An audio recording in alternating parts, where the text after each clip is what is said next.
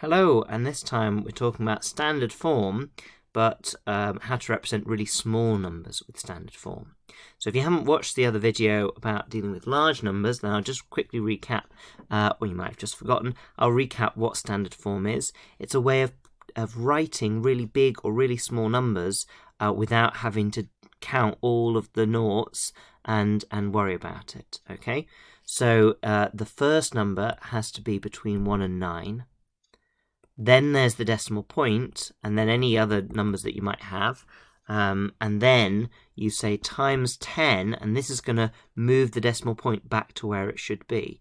Okay, so if you've got a big number, like 3,200, I move the decimal place to after the 3, because I've got to start with a number 1 to 9, so that's the 3.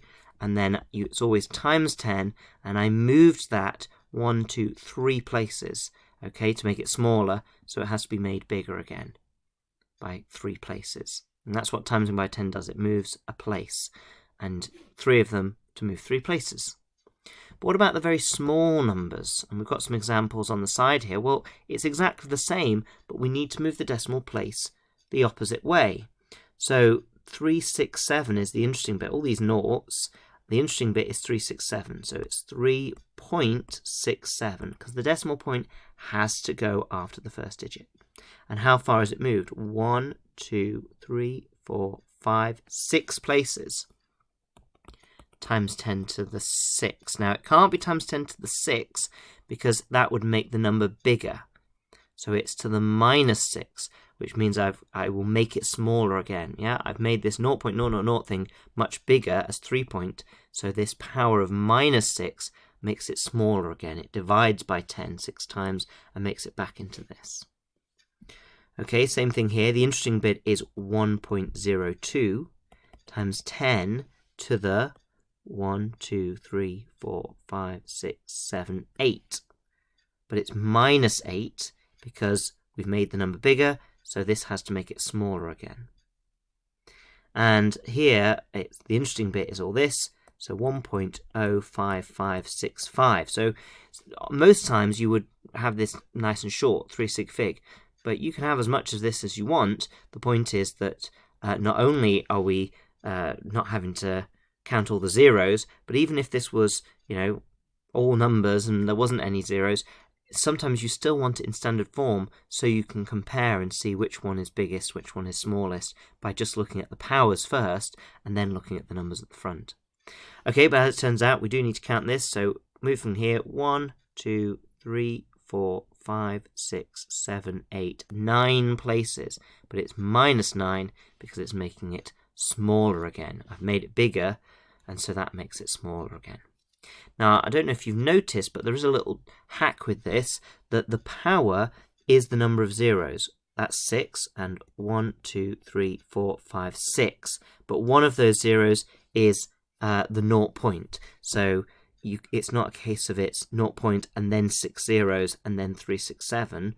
No, there are 6 zeros in total in front, the 0 point being the first one, and then keep going until you've got 6. Same thing here. This should be 8. 1, 2, 3, 4, 5, 6, 7, 8. And 9. 1, 2, 3, 4, 5, 6, 7, 8, 9. So it works.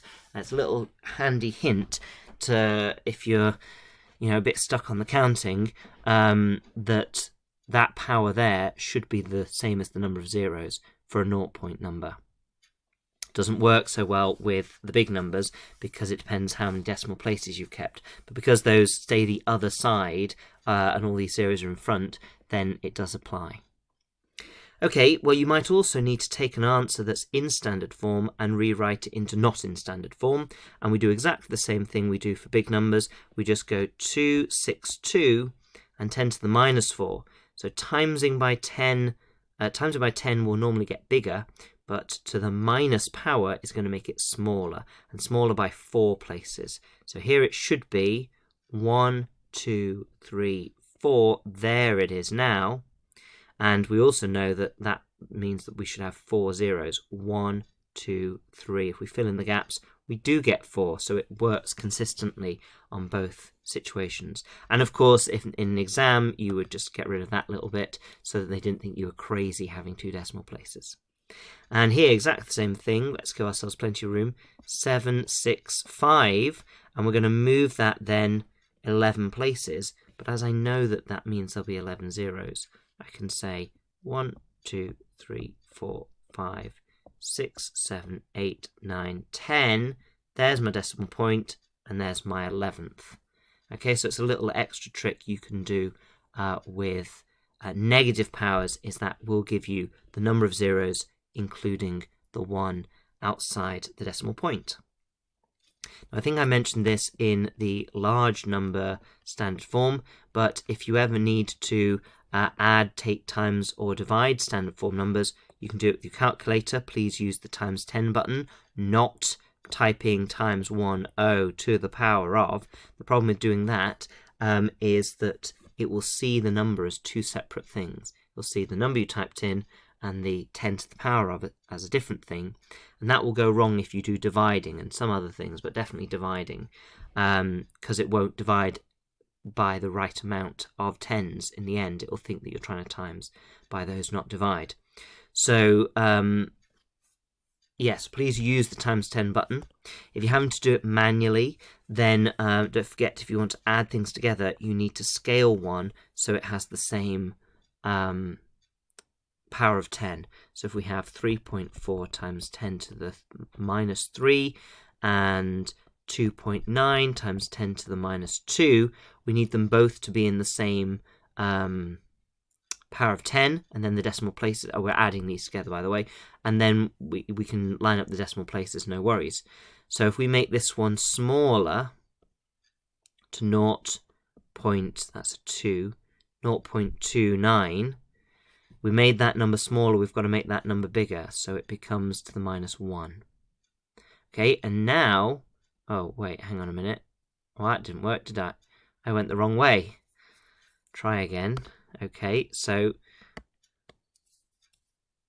got to make the powers the same, and I went the wrong way. So this time, let's make this bigger to 9 point, well, we don't need 0.00, 29 times 10. I made this number bigger, so I need to make this number smaller. That's better.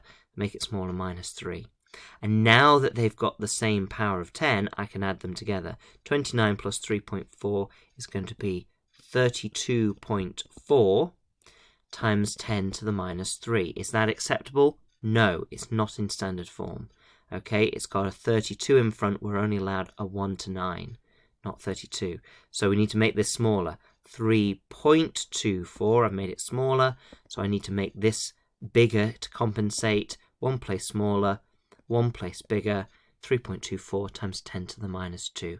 And you can check that on the calculator as well. You should do in an exam situation if you've got time. It's so quick to do. Minus 3 plus 2.9 times 10 to the minus 2. And the answer is 0.0324. Well, I got 324, and let's just check moving it minus 2.